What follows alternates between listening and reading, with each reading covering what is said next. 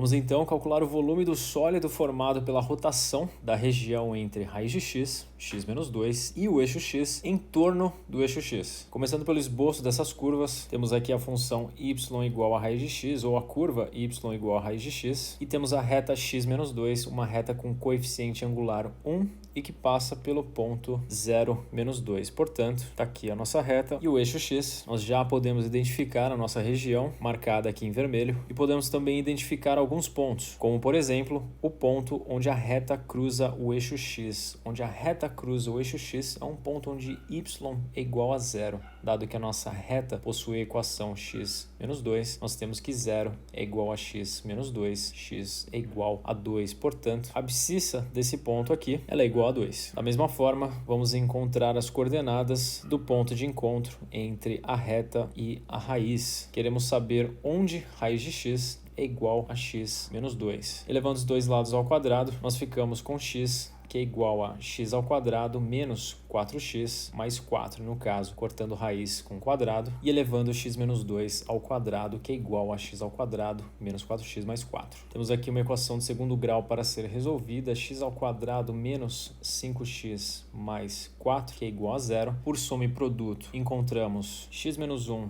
x menos 4, que é igual a 0, o que nos fornece duas possíveis respostas, ou x é igual a 1 ou x é igual a 4. Pelo nosso diagrama, nós vemos que esse ponto aqui ele é maior do que 2, portanto, trata-se do ponto onde x é igual a 4. Temos aqui então a nossa abscissa 4 e o nosso sólido rotacionando essa região, ele tem o seguinte aspecto.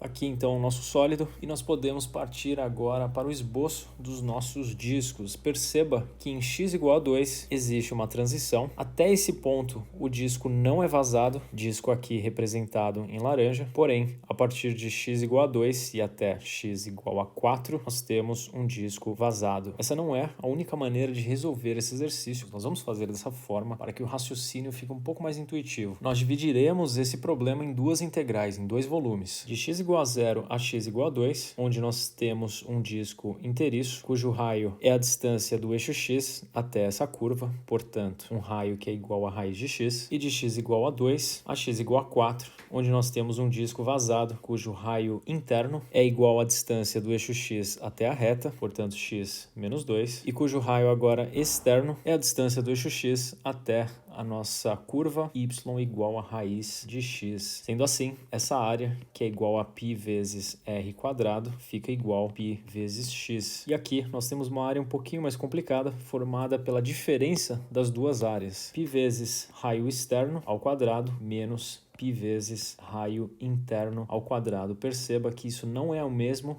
que π vezes raio externo menos raio interno ao quadrado. Apenas para deixar claro, dado que esse é um erro bastante comum. Portanto, aqui nós temos a área π vezes x menos π vezes x menos 2 ao quadrado, x ao quadrado menos 4x mais 4, que é o mesmo que π vezes menos x ao quadrado mais 5x menos 4. Podemos compor agora o cálculo do nosso volume pela integral de 0 até 2 de π vezes x dx, o primeiro trecho, mais a integral de 2 até 4 de π vezes menos x quadrado mais 5x menos 4 dx. Partimos agora então para o cálculo dessas integrais. Na primeira integral, temos π vezes x ao quadrado sobre 2, que varia de 0 a 2, mais segunda integral, menos x ao cubo sobre 3, mais 5x ao quadrado sobre 2, menos 4x. E essa variação um pouco mais chata de ser feita, de 2 até 4. No nosso primeiro termo, nós ficamos com π vezes 2 ao quadrado sobre 2, menos 0, dado que 0 ao quadrado sobre 2 é igual a 0. E no segundo termo, nós ficamos substituição do limite superior, menos 4 ao cubo sobre 3, mais 5 vezes 4 ao quadrado sobre 2, menos 4 vezes 4, tudo isso menos a substituição do limite inferior, menos 2 ao cubo sobre 3, mais 5 vezes 2 ao quadrado sobre 2, menos 4 vezes 2. Aqui nós temos menos 8 terços, mais 10 menos 8, que é o mesmo que menos 2 terços. Temos ainda esse sinal de menos para considerar, o que faz com que esse sinal seja trocado para um sinal positivo. E nesse termo aqui, aqui nós temos 64 sobre 3, mais 40, menos 16, que é igual a 8 terços. Ficamos então com 8 terços menos 2 terços, que é igual a 10 sobre 3. Portanto, nós temos π vezes 2 ao quadrado sobre 2, π vezes 4 sobre 2, o mesmo que 2π, mais π vezes 10 sobre 3, que é igual a 16π sobre 3. Portanto, o nosso sólido, que aliás não possui essa superfície aqui, o nosso sólido ele possui volume igual a 16π sobre 3 unidades de volume.